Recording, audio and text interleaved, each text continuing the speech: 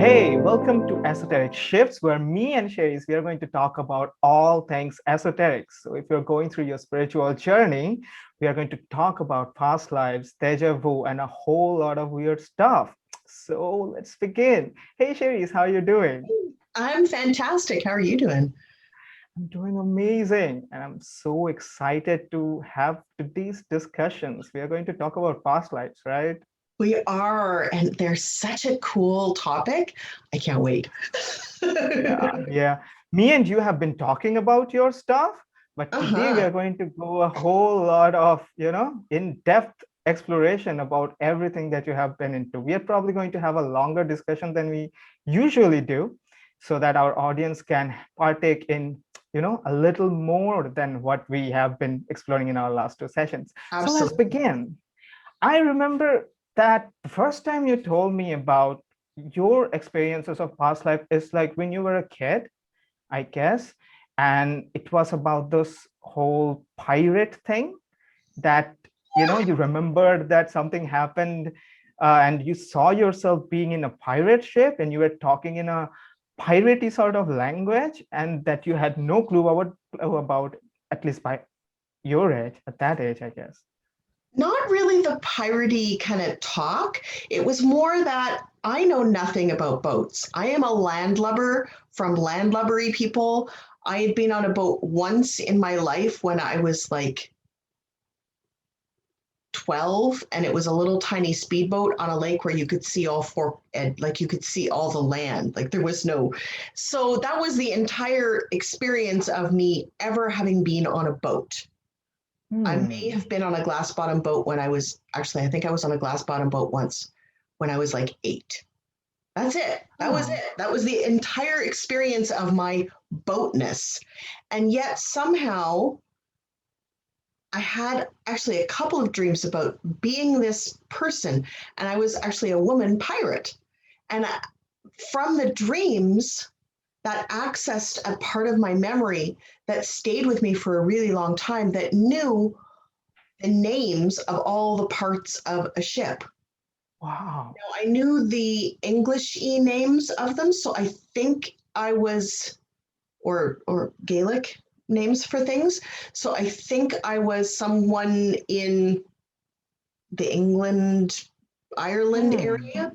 I think actually now that I'm a little more, you know, a little older and things are a little easier to find, now I suspect that I'm a specific female pirate from Ireland. But at the time, I just knew that I was really resonating with the idea of like it felt real. It didn't feel like um, a dream. It didn't feel like an imagination. It Hmm. felt like that was me, different me. So I looked Hmm. totally different, but a different me, but in that experience, doing those things with those people, which is Wow. there's a difference, there's a different quality to memory than there is to being in a dream. And that is the thing that really resonates the most with people who do past life regression is that Hmm. it's hard to quantify exactly, but it is a totally different feeling. You just Uh-huh. you know that you are or were that person. You know that that experience, it's more than just an imagination. It's like a deep knowing in your soul, like where you're resonating with it and you're like, yes, yes, that's the thing. That's Wow. that's me. That's who I am. That's so exciting. It I is. mean, I guess like at this point of time, I would let my audience know, our audience know that you are a past life regression coach. And we talked about a little about your past life regression healing and how you help your clients in our last video. So I'll have a link of that video above somewhere. But is your whole past life regression coaching career, is there something that connected with that experience that happened in your childhood that you just mentioned? Did that trigger that? Well, it's actually it's not coaching, it's hypnotherapy. So there's two different, like Ah, I do coaching and then I also do hypnotherapy. Um, okay. And I have always been fascinated since I can remember with all things weird. Part of it is my family history. We were very open to that kind of weird stuff. Played with Ouija boards from, you know, the earliest times that I can remember. I was always the intuitive one in the family. I could talk to spirit guides, all the kind of thing. And so the idea of there having been past lives wasn't new to me in any way, shape, or form. So I was open to it. So some people, when they first have those kinds of experiences, they chalk it up to being an extremely vivid dream or something.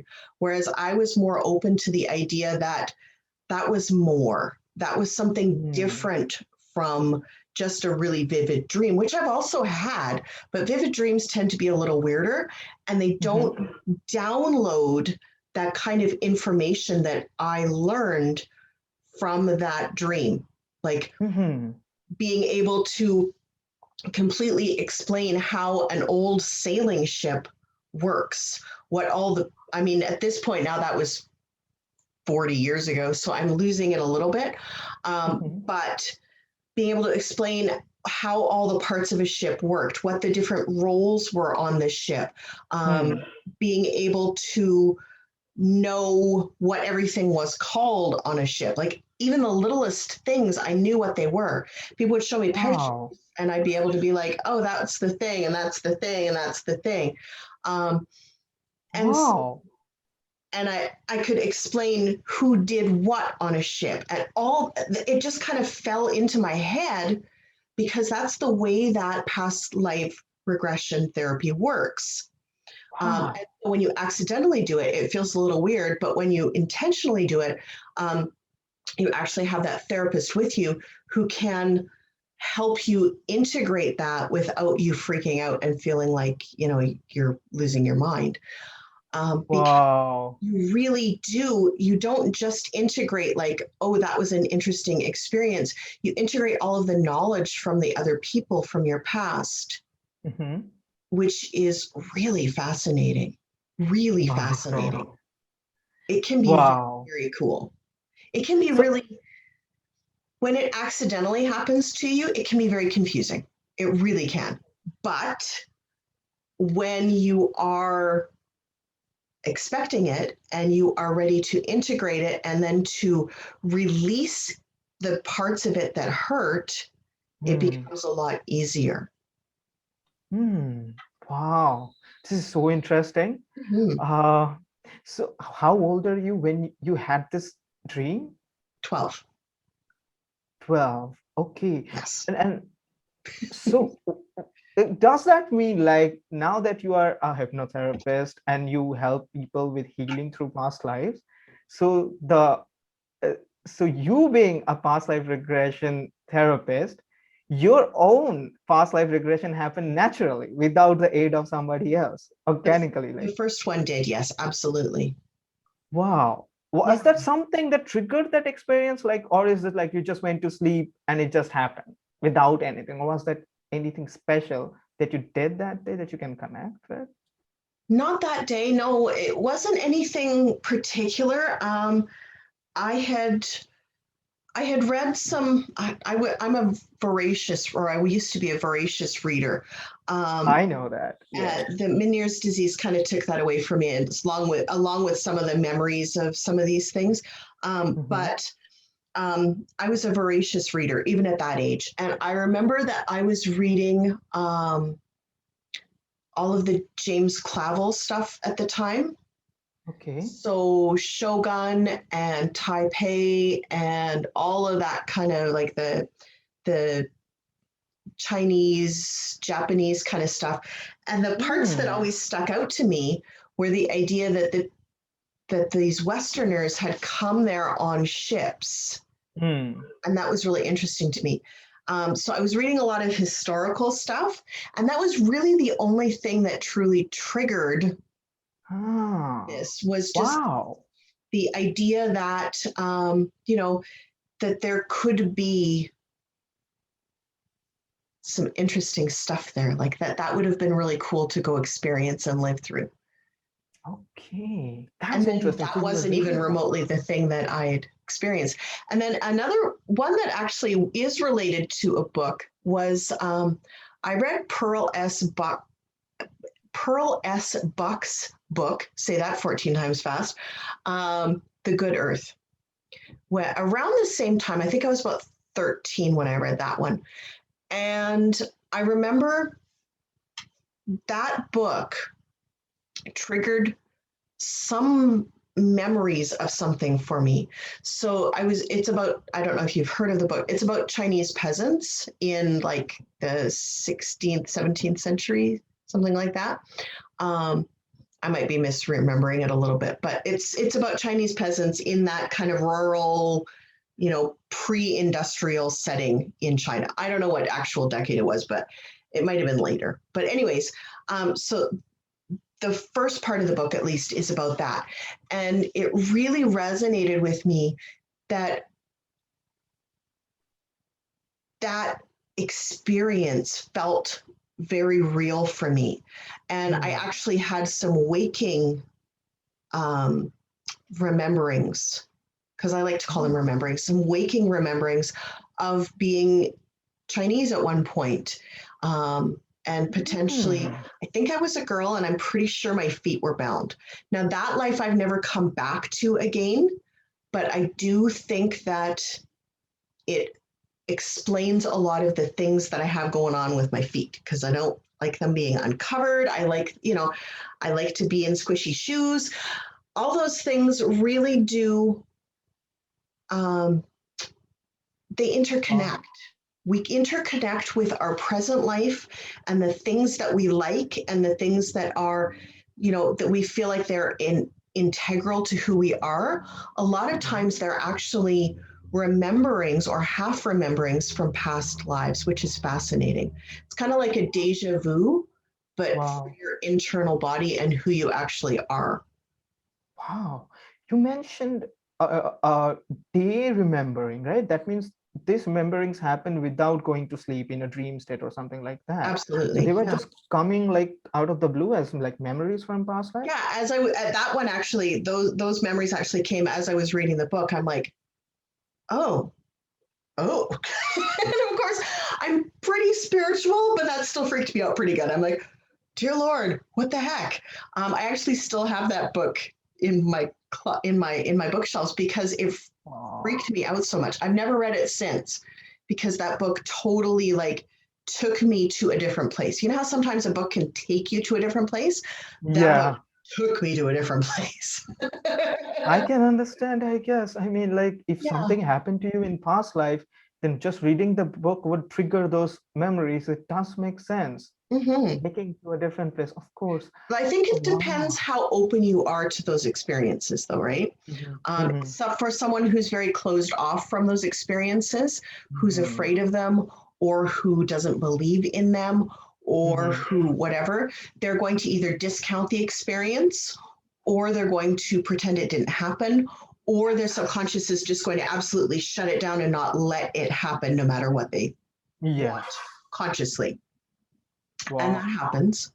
And that's okay. I'm not saying that there's any way run right or wrong way. I'm just saying, we all have our own different weird experiences, and we are here for those weird experiences. Wow, that's so exciting. So this experience about this day remembering, was it happening like in the same chain of events, like in the same year, like when you were 12 or something, after you had your first past life, remembering? It was about a year later, year and a half later. So yeah, it wasn't right away. And I had those two, and then I really didn't have any more until I was more an adult, and just in the last couple of years where I've been kind of exploring those ideas. And now it's not as vivid as it once was. I think when we're younger, it's easier to connect with those other lives because we're closer to source. We're closer to the universal all,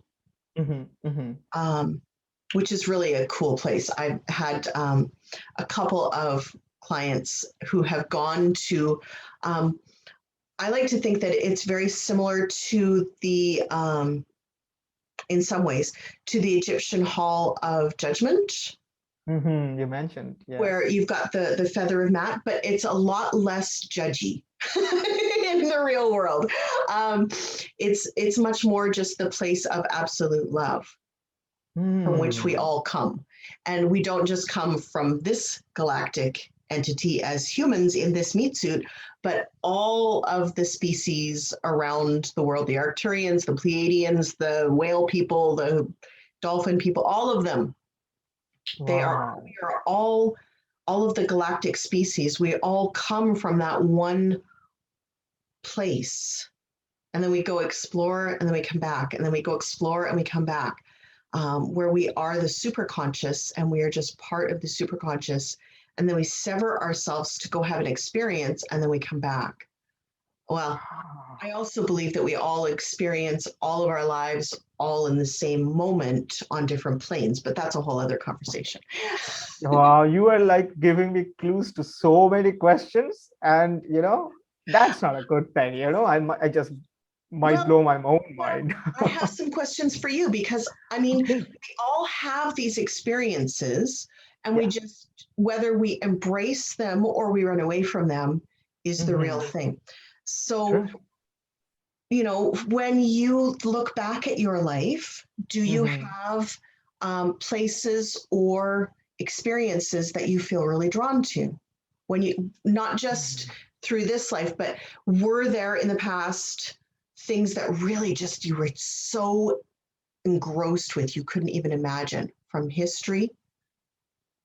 Can you give me a little more specific cue, Like to pinpoint being experiences? obsessed with knights in the medieval times, or really feeling like it would have been really cool to be an Egyptian, or Ah, a Mesopotamian, or to have to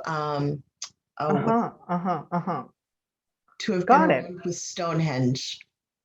Yeah, I guess I get your hint. Well, there has been certain, I guess, yeah. I actually can feel what you just said, that there are certain experiences which are in your life that kind of like hint you to certain directions, but you can close them off. And Absolutely. if you do them for a long period of time, you might even not remember like when you close them off. Maybe you just change the definition to something else, which I think I did for a long period of time. You have been a little more open to your experiences, I guess. Well, now that I had been talking with you, and a lot of things I have pondered, that now I can think some things that I can remember that might be pointing towards something probably happened in my past life. And I can't say for sure, but it felt when the memories came like that. So I guess there are few of them I can't pinpoint, but there is one image that I've always kind of like thought probably is from a past life. There's just this one thing, okay? Okay. Spell it. And always, even right now, I think like, no, it's just an image I have made up because I'm all spiritual and all this stuff.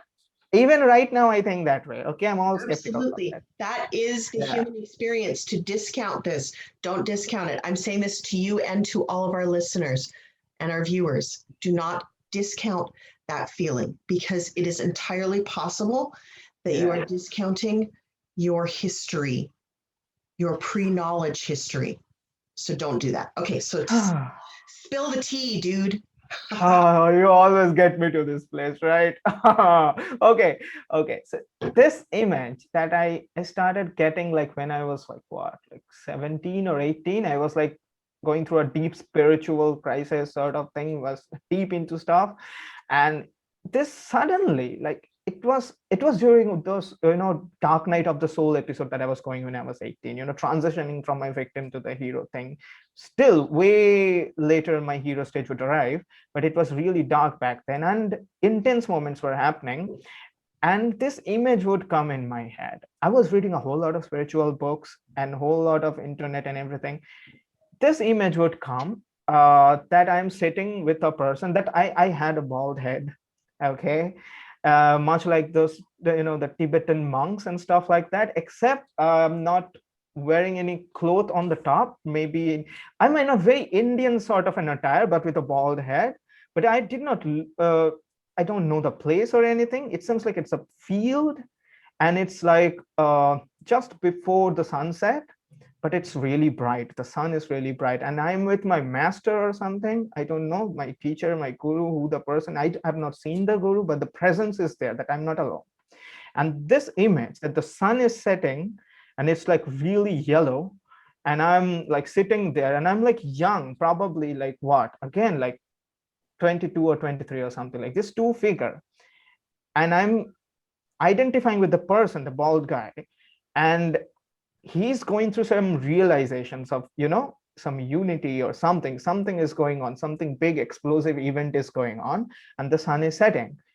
just this just this image, and this image, I this kind of like gave me this hint, wanted to give me this kind of hint that this could be from something happened in the past life, because the feeling was so personal. That is how I can tell you that I know this feeling, and I'm chasing after this feeling again, kind of like that. I want to go back to that place where I had then, you know desperately seeking. And I was like the seeker kind of thing, like really seeking after the spiritual enlightenment and everything.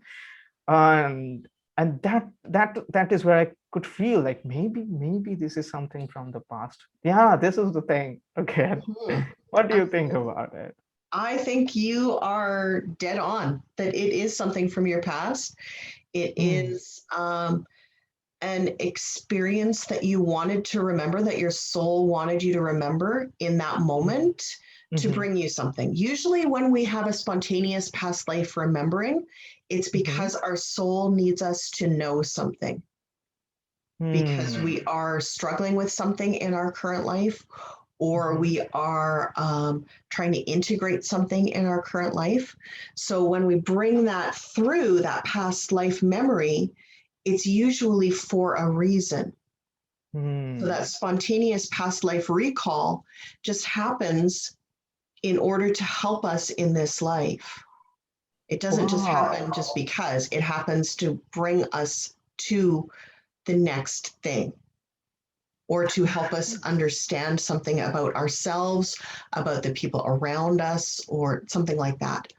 The other thing of this, now, have there been any other experiences like that for you? Any other experiences? I cannot immediately remember. No, I guess this is the one thing. I am that kind of a person who needs to be very sure before he utters something, especially in public. So yeah, I can vividly remember this one, and me getting this feeling that this is probably from past life. There's another feeling though, but this is nothing related to the past life, but this is a feeling I always had. Spell it. Like, this probably has nothing to do with past life, but maybe why am I in this life, kind of like that. This is so interesting. I do not know this. Does this happen with every child or not? Maybe you can relate, because we only have our own experience to relate with. I remember that this is from my early childhood memories, that till I was like 4 or 5, I was like in an unconscious state. Like, I was not consciously operating in the world. Everything was like automatic. So I do not have very vivid memories of more or less anything before 4 or 5. I remember very, very closely that when I was like 4 or 5 years of age, I was lying down, and my mother had this sewing machine, and this big gigantic sewing machines that you have, back in those days. And she was sewing something. It was like loud noise and everything. And I remember that me being like hyper conscious, like, wow, like, who am I? Oh my God, I have something called a mind. I can imagine things, and people's faces would come in my mind. And then I suddenly remember, okay, can I just bring the face of my father's image, like a photograph in a screen, like a computer, and his face came in? Like, what is this machine? I'm like, this is crazy. I first time observing that I can do anything in my mind and it would come, it's happened automatically. Then I realized that, oh my God, I have a hand, and everything is happening automatically, me just freaking out, like, what is going on? And why didn't I realize this? Like waking up from a slumber, something like that. That is one event that happened. And I do not know that does that happen with every child, and I do not know it has anything with past lives or not.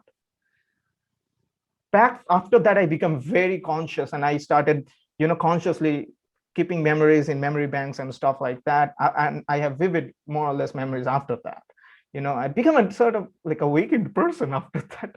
This is so weird. This is so weird to say. No. Okay. So, okay, this is a whole other interesting conversation. And the fact that you remember it is so cool. Nobody remembers this. What you just described is a walk-in. You are not the original occupant of your body. Are you kidding with me? Your soul merged with a second soul to create the you. That's why it was sudden. That's why it was. It was a sudden, yeah. That's why, because your body, the new soul was like. I like opened my eyes for the first time. That's how it felt like.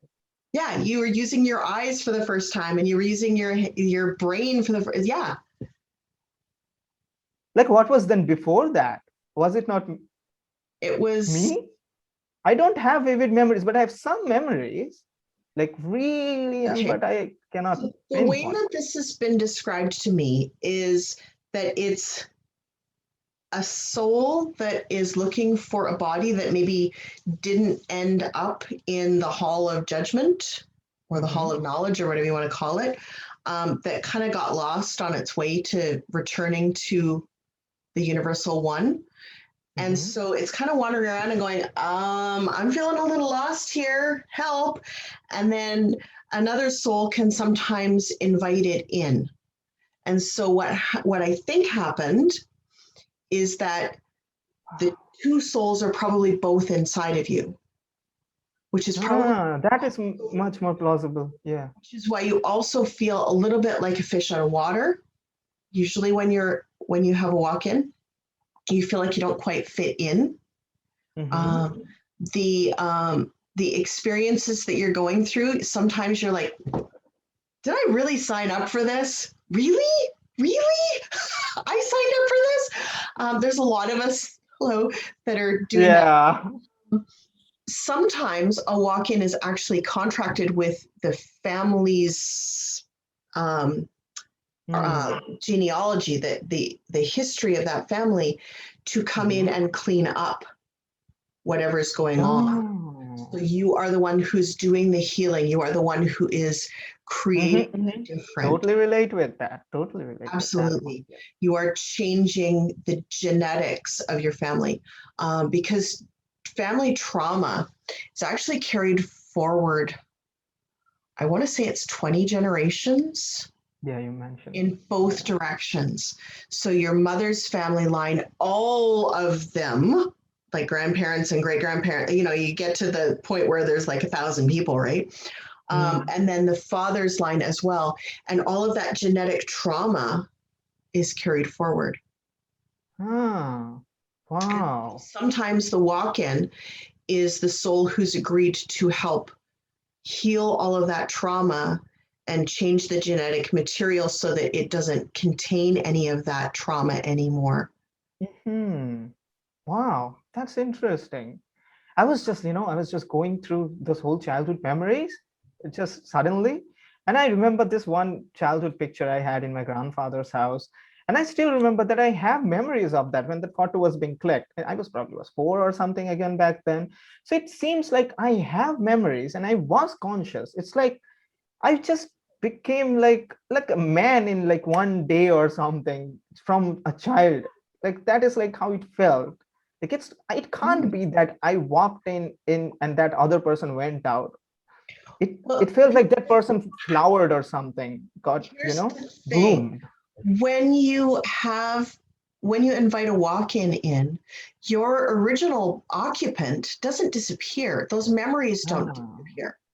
You kind of merge the souls together, because here's the big secret about our souls.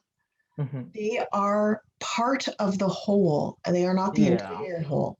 So you can have two souls that absolutely entwine themselves completely and totally and are content to just swim through the rest of the life as one. There's a lot of people out there right now that are all about, oh, the walk-in is evil and bad and you need to send it away and make it go away and send it to the light and, you know, whatever. I'm not of that school. I'm more of the school of both souls are entitled to exist as long as they want to be here. If one of those souls chooses to leave and the other one wants to stick around, okay, then you deal with it. Then you can do that separation ceremony and release and cut the cords and let the one soul drift away. But if you want both of them to stick around, if both sides of you, if you consider it like the yin and yang, right? Like you've got the yin and the yang. If you consider it like that, if both sides want to stick around, let them. They can beat you in some ways. So why would you ever sever them if they are both performing the actions that they are here on this earth to perform? Why would you ever separate them? Right, makes no sense. Like, yeah, we're kind of drifting away from our original. That is really interesting. Yeah. Conversation too. We probably talk about this another time. But anyways, yeah. I guess like. Yeah, go ahead. Yeah, I guess we can ask some of our audience to share some of their own experiences related to, you know, in terms with of like either past lives or with walk-ins or any of that spiritually stuff. Definitely. One thing that I want to ask you though, have you ever felt deja vu going to someplace? Yeah, whole lot of it. Yeah, you want to talk about deja vus today? Wow, very interesting. But deja vus can be a very strong indicator of a past life. Wow, that is also we'll very talk about deja vus more intently in another topic, but this one is more, I just want to bring to everyone the idea that if you have a really strong deja vu and you're like, I know where things are here, I know this place at a deep soul level, it's entirely possible that either you've traveled, which we're going to talk about astral travel as well, because I think you've got some experience. I do. But it could also be that you lived in this space in a past life, or you experienced something in this space in a past life. That is interesting that you mentioned this. Is because that thing that I mentioned, that, you know, me being conscious all of a sudden, like after that, I guess it's all childhood memories and I can't clearly remember everything, but I remember, like, clearly I can remember this feeling that being born in India is probably something very intentional. Like, and I know exactly why, because after 5 years of age, and I clearly, oh my God, so many memories are coming in right now. I started my spiritual quest after this whole awakening thing happened, you know? Wow, nice. You just opened up a whole lot of memories inside of me. This is crazy. It's funny how that works, isn't it? I mean, it's all connected. All of these weird esoteric things that we're talking about, they are all connected. And it doesn't matter what your entry point is for any of this. The more you explore it, the weirder things are going to feel, and yet the more aligned. Would you agree that is absolutely the way it feels for you?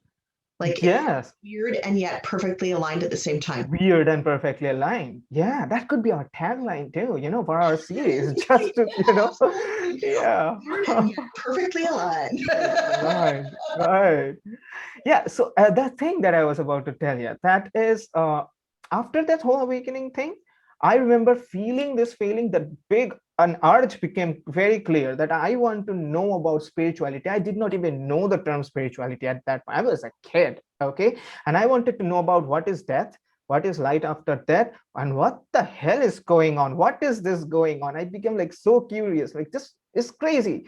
Everything is happening. Why? How is it happening? And nobody is there to answer. And I kind of knew by hunch that my parents are not going to be able to answer this question. I can't ask them that. How was I so mature to know that? I was a 5-year-old kid. what I started doing was, back then I remember, so I gotta tell you, in India, most people are Hindus, but I was born in a weird family. My father was an atheist, my mother was mildly religious, and I am this crazy alien who just got conscious, who just is recognizing like what the hell is going on. So my father, although being an atheist, somehow brought in some books about Christianity that was going on in Bengali, translated. Bengali is my native tongue. Books and CDs and songs and stuff about Jesus and everything, all Bengali translated stuff. I felt like, yeah, this is it. I have a source of spirituality, and I knew that. I started reading those books at 5 years of age with this thick book. I was reading it. That was probably the first book I have ever read on my own, other than school books. I was finishing them, five, sevens, all of them, those CDs. There was mentions about hell and heaven and everything. And I was becoming very anxious, like, wow, what is this? This is crazy. And I started my search from there. And this feeling, I remember that me being born in India was felt like very intentional, because India is being is like a place filled with a whole lot of spiritual seekers, enlightened people, and everything. Wherever you go, like there is some guru, somebody who has done something. So everything kind of like felt connected. Like, why would I be born here? Because it feels like the right place to be born, something like that. Like if I would have been born somewhere else, I would like I still can feel that I would decide to be born here, because it's so much easier doing the whole spiritual quest and everything. So yeah, Mm, this is that one deja vu moment that you wanted me to, where it felt right to be here. That's what I connected absolutely. with. Well, What do you think and about it? as a walk-in, maybe you did even come back into, a Mhm. specific body at a specific time, and you agreed to kind of share, that they would do the first couple years and then you would both do the rest. Who knows, right? Who knows the Could soul be. contracts that we make? We make weird Oh, ass soul contracts with each other and with our serious. souls. And it's bizarre. Sometimes Wow. it makes you wonder. So I'll just have to say this to our audience. If you are with us right now till this point, leave a comment, share your experiences. If you have any of your experiences that matches with us, our crazy experience, leave a comments. Let us know, Love to know we're not that, alone. that we are not We're not alone, alone, but we like to feel like, that we're not alone. Right. Because Now I it's have some questions for you too. okay. Go ahead. Really excited, really excited. Now, I guess a lot of our audience also have this question in their mind. The first time you had this pirate experience, I'll also go into your past life regression experience with your clients. I think that's the most exciting part. But before that, just a little bit, that pirate experience started the whole past life, brought you into that your own, track, the life path. As you mentioned, things happen to you to show you where you need to go, kind of, I guess. So that experience happened, and you mentioned that it felt like a past life and not just a dream, because you remembered things that were very specific that you did not know. People might have questions like, probably at that age you were 12, you might have read a book where you got to know about pirate stuff, vocabulary and stuff. But was it something like that? Were you reading some book where you got the knowledge from? Was it the first time you got the knowledge from the dream only? Can you From remember? the dream. From the dream. Mhm. Um, I am, I've never been interested in ships. It was not something I was Oh, ever interested in. I am, like I said, I'm a landlubber. We are not around shippers. We don't know anything about ships. I live miles and miles and miles away from the nearest big body of water. I live, there's little tiny tiny lakes. They barely are lakes. They're more sloughs than lakes. They're and so you wouldn't go in them because you'd get a disease kind of places. Like seriously, I do not right. come from water people in any way, shape, or form. So I knew nothing, nothing. I Ah, had not read any books. I read some books afterwards that really cemented the idea for me because then I got into some, when you're a teenager, you do the whole historical romance period in your life for like 18 months, usually 2 years. And I did. And I read a couple of historical swashbucklers and I thought, oh, and I could tell because I could tell the people who'd actually done research mhm. and the people who hadn't. Hmm. I could tell the people who knew what they were talking about Mm-hmm. and the people who didn't know what they were talking about, because I just instinctively, because of this memory, I was like, they're full of shit. That's not how this works. That's not how any of this works. And it kind of ruined it for me, because there's a lot of really badly researched books out there. There are a lot of really badly researched books out there. They know just enough to be dangerous and not enough to actually like really give you a good feel. So, you know, I would read books afterwards and be like, could you go look at a boat? Could you go talk to somebody about these ancient boats? Like, seriously, this is not how any of this is supposed to work. And so it was really frustrating for me to have this knowledge and to not be able to explain to anybody how I have this knowledge, and to, you know, feel like the smartest person in the room when it came to this stuff, and not know why you're the smartest person in the room. Mm-hmm. Because you can't really explain how you've lived this experience. Yes. And yet you really have. It was surreal. I totally get you, I guess. I remember that you said something about an accent, about the pirates that you had no clue about, and certain word like nautical miles, right? Not so much Very the technical accent, but stuff. the words, like the nautical words, which is Ah, again the understanding of what all the pieces of an ancient boat are. Now, at ah, this point, that was 40 years ago.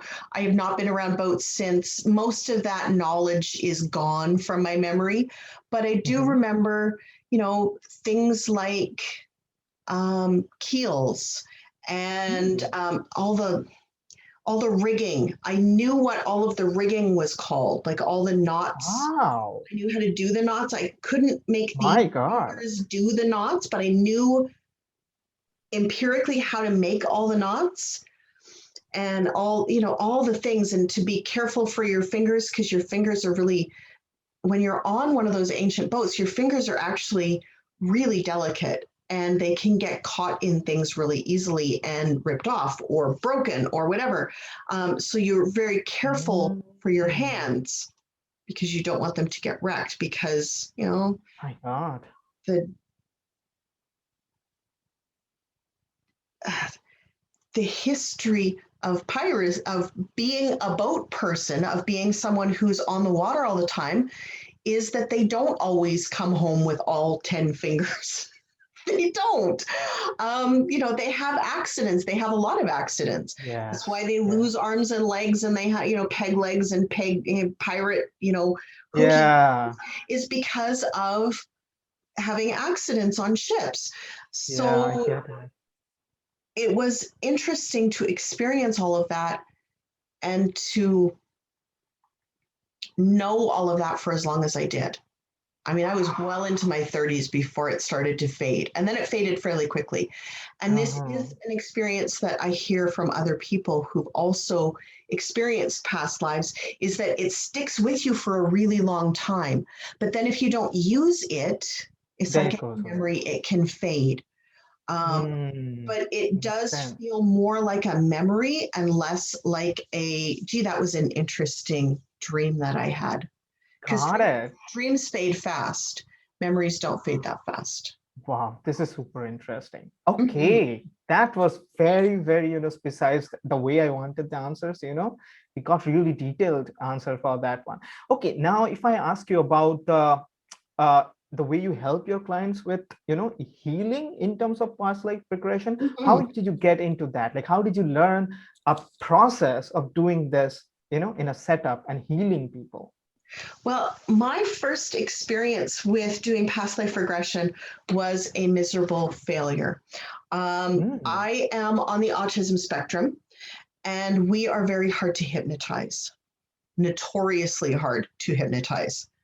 Like basically, if you want to know who's on the autism spectrum, put them in a room with, I don't know if any of your audience is going to remember, but there was this big hypnotist back in the 70s and the 80s called Ravel. Put him in a room with Ravel and see if he can. And if he can't, they're probably freaking autismo.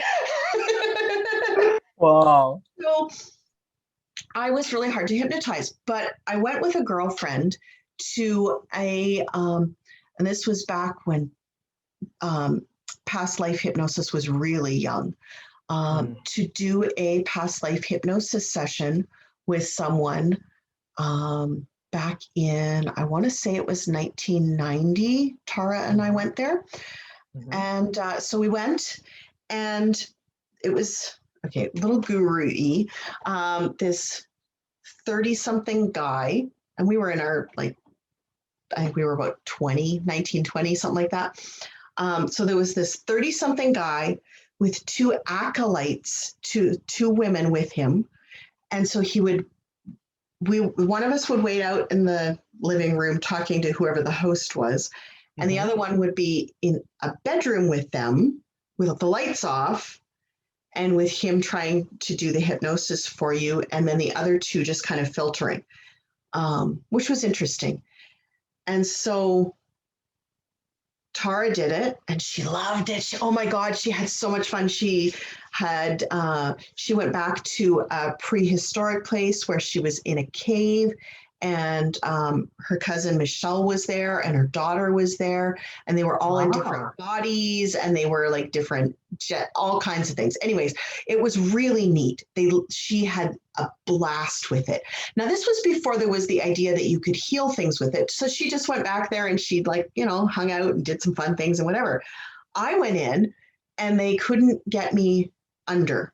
Now, I've since spent the last 30 years practicing going under and doing self-hypnosis and guided meditations, which are fantastic if you struggle with this. So now I can be hypnotized. But at the time, he couldn't get me under to save my soul or his soul, or like anybody's soul. Between being hypnotized or being dead, I probably would have been dead, because there just was no hope. I was not, my soul was not having it. So I missed it. I didn't get to experience it. I was so disappointed. And I still had to pay him. And this was back in like 1990, and it was $100. It was like 2 days work, for God's sake. It was a lot of money that I paid. So it was, it was an expensive lesson for me.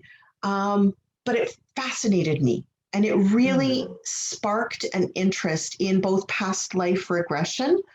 Well, I mean, I'd already had the experiences, but it really sparked an interest in me in the idea that you could not just spontaneously achieve past lives, but that you could, and it wasn't just like the rich people, like the Shirley MacLaines of the world, that could have these experiences, but that everyone could have these experiences, that everyone could, with the right facilitator, create the environment where you could go into your past lives and look at them. Wow. And then I started thinking, if you could look at them, you could probably pinpoint what it is from a past life that's impacting your current life. And let it, and even just knowledge is power, right? Like at that point, I wasn't thinking like, let it go or cut the cords or sever it or, whatever. I was just thinking like, wouldn't it be nice to know where your neuroses are coming from, where your phobias are coming from, what's really holding you back, why you act the way you do in certain situations. Wouldn't that be amazing information to have? What a gift to know that about yourself and to be able to transform that into something different. And I kind of looked and didn't really see a lot.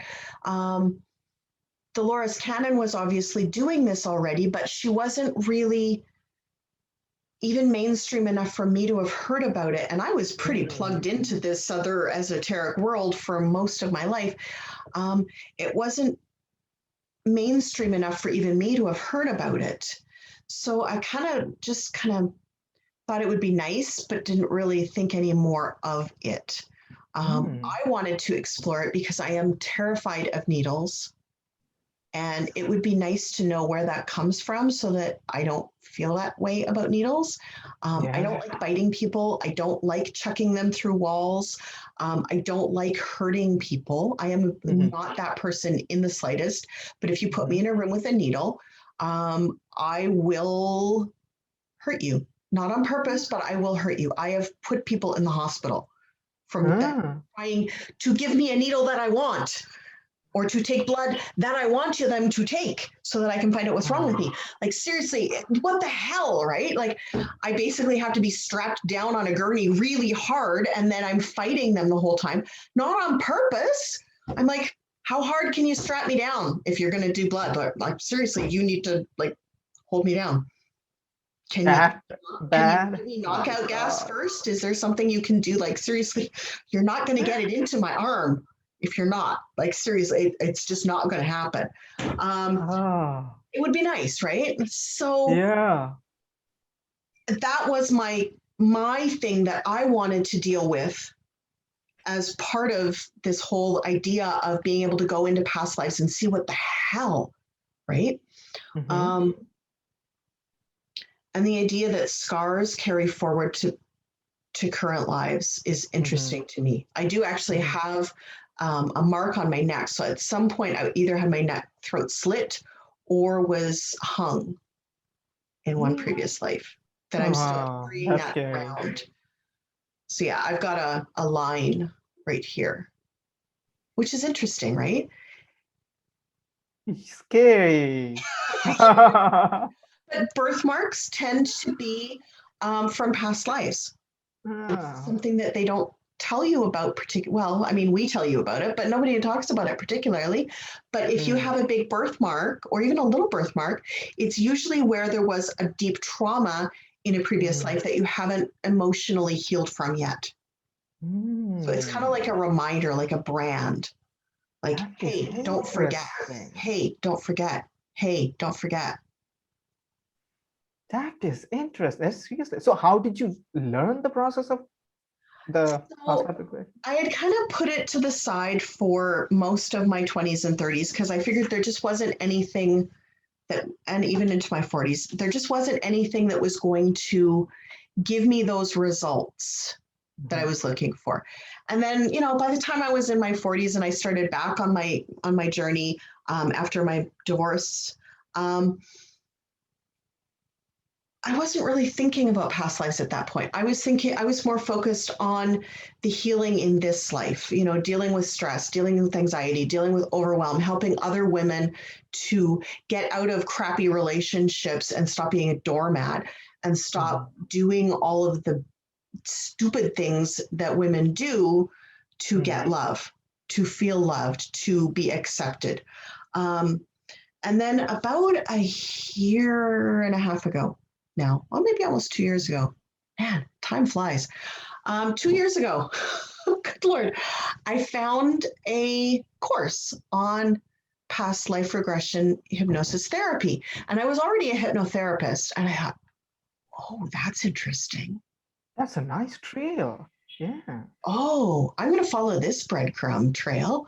Yeah, let's do that. We're on to something.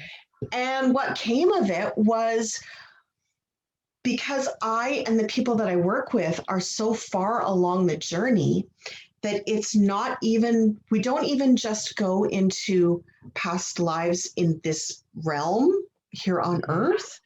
We do things that are even weirder. That we go to other dimensions. We go to the place between lives, which is the oneness. We do. So I've had experiences with clients where they've been lizard people, where they have been light people, where they have been Atlanteans, where they have been prehistoric, not even people yet, like Australopithecus. I had one woman who, now she was fairly far along on her journey, but one of their cats had escaped and gotten run over. and they found it later in a ditch, and they were horrified, and she felt so guilty for so long. And her second session with me, the first thing that she did was go into join the soul of that cat after it had been hit by the car and be with that cat as it passed. She didn't realize what it was at the time. She was just like, I'm in a ditch and I feel funny and I don't know why. I don't feel like I'm human. What the heck? Wow. What the heck? And so she experienced that, and her cat had a nice little moment where she realized who she was with, and she released her guilt because the cat wasn't upset about it. The cat was like, that was my choice. I made that choice to go do that. So it was really cool for her. She also had, she was trying to be a healer and she was really struggling with it. And so her last session with me, she experienced, because we're all parallel lines and parallel lives, and we all are running all of our lives all at the exact same time. So she had a parallel life as a healer that they merged briefly during the hypnosis session. And in that other life, she was a male.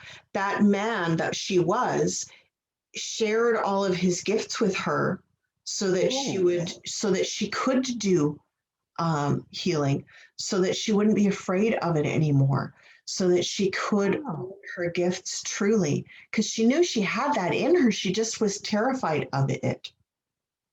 So once she had that session, then she's kind of taken off since. She's a really phenomenal healer now. So, which reminds me, I pester her and see how she's doing lately. I haven't talked to her in a while.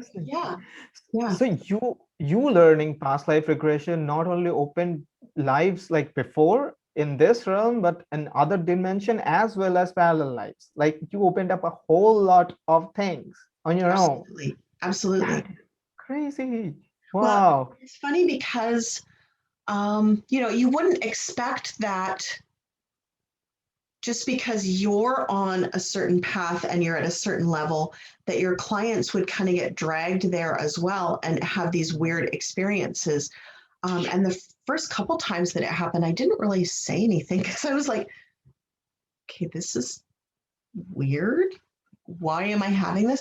But then after like the third, I was like, okay, so maybe that's part of my gift, is not just allowing people to go into their past lives in this dimension to heal things, but also to go back into past lives as other beings and heal those experiences as well.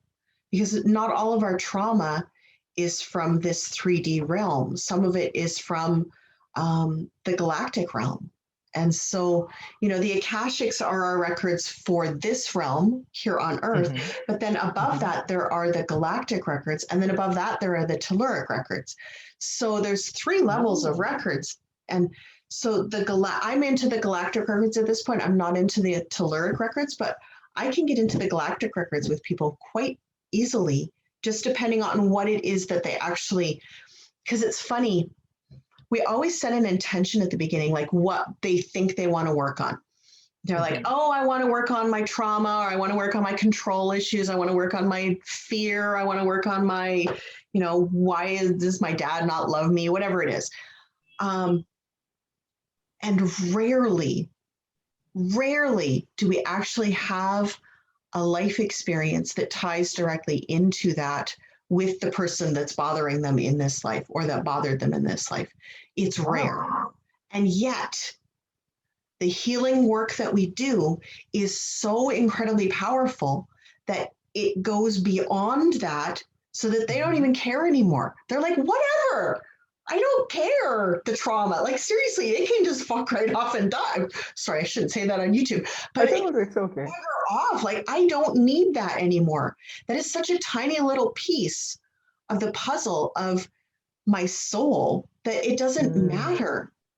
And that healing release is the biggest gift that any one person can give another person. That the relief of not needing answers for that specific thing, because you have answers for the everything. Wow, that's humongous. I mean, like I can understand the profoundness of it. It is. Ah, It's absolutely profoundly interesting. I love it. I love it. It's can my you share one of these it's one of, experiences? well, Yeah, you wanted to say something. Yeah. I shared a couple of them. I feel so profoundly blessed to have found this work and to be able to experience it with the people that I experience it with. Wow. I Because guess, yeah. it's But just this is so amazing. interesting. I am so blessed that I met you, you know. I mean, like, this is so crazy. So many things now I can connect with. I guess a whole lot of audience can connect with a lot of things that's being revealed in our session. I have some few more questions before I guess we wrap it off, because I guess Okay. we have an incredible discussion, but I still have a few more questions. Okay. I guess right now, our audience probably is thinking like how the experience, like the first person experience feels like if they get to have a past life regression session with you. Can you just give us a hint how it feels like? I can. Yeah. Okay. So with hypnosis, there are a couple of different ways that you can experience this journey. You can experience just seeing things. You can experience just hearing things. Sometimes you just feel physical sensations. Sometimes you just have emotional feelings and knowings about things. There is no right or wrong way to experience the hypnosis into a past life, because everyone is different. Now, some people, you expect it to be like a movie where you're seeing it, you're hearing it, maybe you're sensing it a little bit, but it's not always that full of an experience. Sometimes it is, absolutely, but sometimes it isn't. And you're not wrong if you're doing it in one way and you think it should be in another way. You're not. There is no right or wrong. It just is. Similar to everything else that we both teach all the time. There is no right or wrong. There just is. We just are the one, and we just are part of the experience. That's so interesting. Mm-hmm. Wow. Okay. So people can have any amount of experience. Like it could be like a bodily sensation. They could see stuff. They can hear stuff. I mean, like it's like an entire reality experience, like a dream that can just come back to you, right? Yes. However, the way that therapists approach past lives is a little different for a spontaneous past life remembering, because in a spontaneous past life remembering, you're going to feel all the emotions of that person, that being. And so you're going to integrate those emotions into you, which isn't always the most healthy, because then you can get stuck in what their emotions are. So if they're angry or frustrated or upset, or they're deeply in love with, like all of those emotions, you kind of channel them, and that can be really unhealthy. So the way that in the therapy, the way that we approach it is, you may feel the emotions, but they're going to feel like they're a third party's emotions. You're going to feel them as an observer, not as the person who's actually going through the experience. Wow. That's so interesting. Yeah. So what happens in a lot of cases is, because they're not identifying with that person so strongly, because we've made that space for them. It's funny because a lot of my clients will flip back and forth between he or she as they're talking about the person, and then I. Sometimes it will be I, and sometimes it will be they. He, she, Okay. whoever. And sometimes they know names, sometimes they don't, but it doesn't seem to matter particularly because sometimes they identify with the person and sometimes they are just the casual observer. And it's not always when you would think. So sometimes you would expect them to be the casual observer in a really deeply disturbing moment, Yeah. and they are I. And yet they're not identifying with those emotions. They're not internalizing those emotions. They're just letting them be, but it's I. And sometimes when they're saying I, it's for this random thing that you're like, okay, whatever. And yet, you would expect them to be there walking and they're like, I'm walking. I'm walking in this body. Ah, How got cool is it. this? How cool is this? This is so exciting. Wow. It's funny. And, there's another layer to this because I had a client recently who she's quite intuitive as well. And in two of her experiences, the other her knew that she was there watching. Are you kidding with me? That's And was like, possible? yes, because you're not even just remembering, you're also experiencing because all time is happening at the same time. Yeah, that is also true. So all the parts of your soul that were experiencing those past lives are also experiencing those past lives right now. And you True. are experiencing all the moments of your entire life in this lifetime Yeah. right now as well, right? Yeah. Time is not linear. I love, love, love that Einstein did this research and found that time wasn't linear like we thought. It's kind of like all mushy together like a big ball of yarn. And so, yeah, in both of those cases, they were kind of excited to have her back. And the one, they had something important to tell, and both times, they had something important to tell her about that past life. So the number one was, look at us, look at how amazing we are. Look at this. Look at the things that we've accomplished in this life. And then in the other one, which was her most recent life, she was kind of a little obsessed with solving puzzles in that life and with injustice and fixing injustices. And there was a mystery that she was a gentleman in the previous life. There was a mystery that gentleman hadn't solved yet with regard to some Black man in Georgia who was arrested for a crime he didn't commit in the 60s. Well, that narrows it down, doesn't it? But he was obsessed with it. Like he kept telling her, like, put on your glasses and see it. Put on your glasses and see it. You have to come back and you have to pay attention to this. This is important. And she couldn't see names or anything. And she's like, seriously, dude, I need more information. You'll have to give it to me in a dream or something because Black man in Georgia arrested for a crime he didn't commit in the 60s. Wow. Throw a rock at a jail and you probably come up with 20 people, right? Like seriously. True. So, wow. So that's specific. You can get.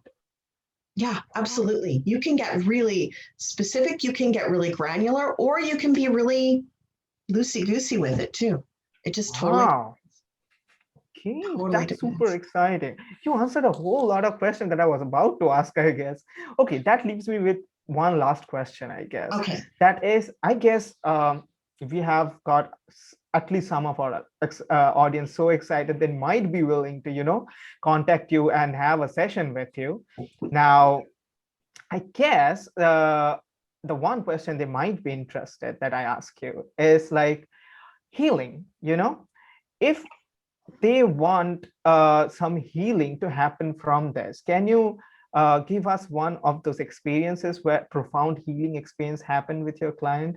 I remember one, of course, but I want to. It's all of them, right? Like they all experience the healing. But the funny thing is, they experience the healing, but they don't actually go to the source of what they think their trauma is. Because in 9 times out of 10, the trauma that we're experiencing in this life is specific to this life. It isn't always from past life. So we think it might be, but it's not. The things that are from past lives tend not to be the things that we need to remember from our past lives tend not to be the traumas. I mean, sometimes they are the traumas because we need to experience that in order to remember how badass we are and that we were able to, either that we were able to survive it or that that death was meaningful still. And so we need to go through the death because we do go through the death experience with every life, or we try to. But a lot of times it's more about just that the knowing of there being more than just this world. Wow. Yes. And that is the most healing thing. Every single person that comes to me, they think they want healed from certain, whatever. Yes. And the healing that they end up getting is much more of a soul healing. It's much, and I mean, not that there's anything broken with your soul, but sometimes it's the connection with your soul.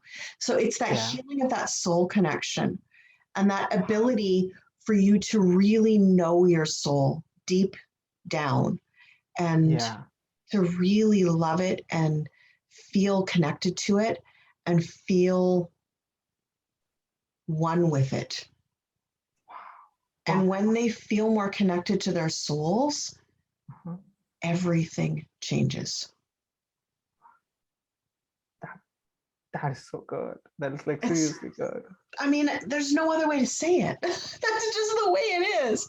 Wow. Yeah. Wow. So if anyone wants to have a session with you, it's like, is it entirely possible digitally? Because you mentioned, because we are about to do this. Sessions remotely, so over Zoom. Or most of them anyways. I can do in-person sessions, but I like doing them over Zoom because it gives the other person that little bit of space where they're not feeling quite so vulnerable in that moment. So they tend to go, I think that's part of why we do this as deep as we do, is because the sessions are not quite so personal. It doesn't feel quite so scary to open up to a computer screen as it does to open up to the human beside you. Wow. That's so exciting. You also mentioned that these sessions usually happen over a period of weeks, like one session might take 2 hours. Each session is about 2 hours. There's a pre-talk, there's a post, get you out of the hypnotic state period where we kind of debrief everything. And then the session itself is usually an hour to an hour and a half. And then it is a 4 to 6 session program. If you stop partway through, you can end up doing more damage than not having started at all. So you really need to commit to it, to seeing through. It can bring interesting things up. When I first started doing this, the first teacher that I had, he taught to just go through, do all the sessions, and then do all the healing at the end. Do all the cord cutting, all the stuff at the end. And I found that people couldn't get to the end because in the middle, the things that they were experiencing needed to be healed in that moment so that they could move to the next step, so with comfort and ease. So I've adapted to create my own method, which does involve more of an intermittent or an intermediate healings with each life. Each life gets its own, minor healing. And then at the end, we do a great big one, which reprograms everything and feels really amazing. So. Wow. Wow. So they get healed almost every session, and then a big healing happens at the end session, right? Absolutely. Wow, That's exciting. That takes out a whole lot of anxiety out of this whole thing, you know? It's really Absolutely. scary sometimes thinking like if you experience something and you don't have a way to integrate it at that time, what happens throughout the week before the next session, you know? Absolutely. That's Yes. something, Yeah. one less thing to worry about. Absolutely. Okay, okay. So if somebody wants to work with you, how do they connect with you? How can they reach out to you?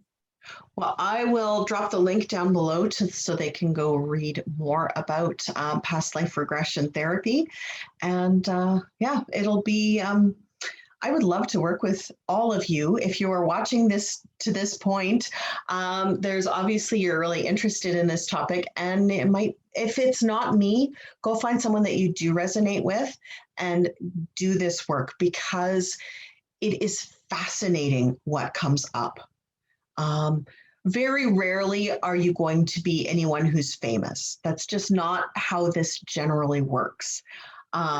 If you do find that you're someone famous in every lifetime, then maybe you've got something bigger going on than just.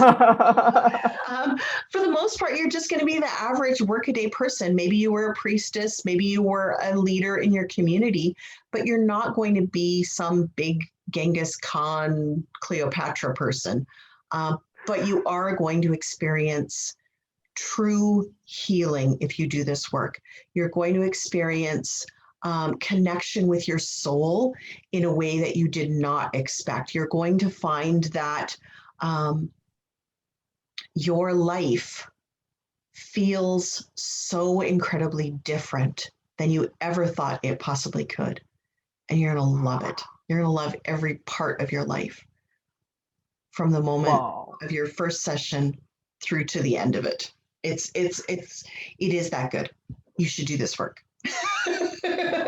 I'm so excited. Like, Yeah. seriously, because let me reveal to our audience, because I'm probably going to be trying out my first past life session, regression session with Cherise this week. I'm excited and kind of scared. So yeah, this entire Yeah, session has been. it took me a while to talk him into it, ladies and gentlemen. He's there. I know.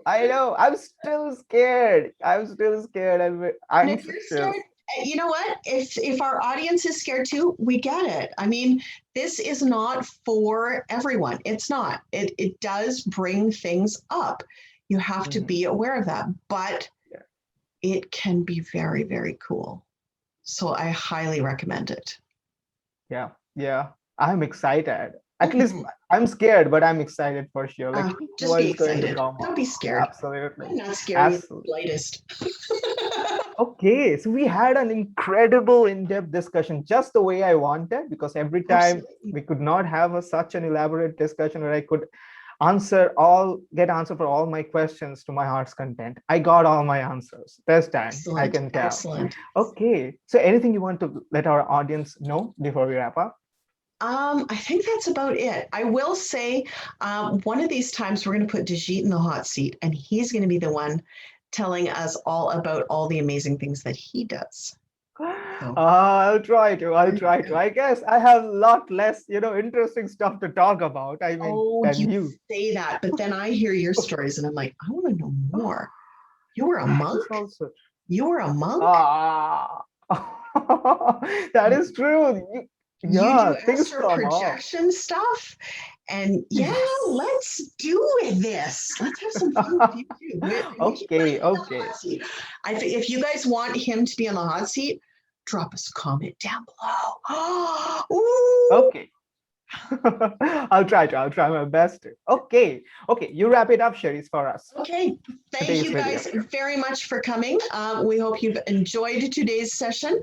As always, if you do want to work with Debjit, he does have an amazing program for really diving into figuring out what your life purpose is, connecting in with yourself, and creating true abundance in your life. He doesn't call himself a law of attraction coach, but let me tell you, he's kind of a law of attraction coach by accident. So there you go. If you want to work with me, I do past life regression therapy. I do coaching, and I do actually we should bring her on one of these days. I have a business partner for one of my businesses who is a medium. Her name is Vicky, and her spirit is Ephraim. And talk about her someday. he does heal your soul-y kind of stuff too, integration of your soul with yourself. It seems to be the thing that I am really, really drawn to and I love working with. And Ephraim really loves working with me because I kind of do I hold space for him really well. And we work well together to make sure that he does his talky thing and then I interpret it so that they can actually understand it. So it's kind of neat. That's interesting. So yeah. Wow. But definitely we're going to drop all the links down below. So come hang out with us in our world. And Debjit has a Facebook group that is free that you guys can all come hang out with us in. We're in there pretty regularly. So come spend some time with us. Awesome. Awesome. Okay, so we have been uploading our series in both of our channels. So if you're watching in Sherice's channel or mine, do press the subscribe button. If you want to watch more of our session, also click the bell notification button. Absolutely. Because at this point of time, we'll be releasing at least one of these interesting conversations a month. Absolutely. So there it is. So have fun. And we are going to be meeting you soon for our next conversation. Oh, yeah. We'll talk soon. Bye.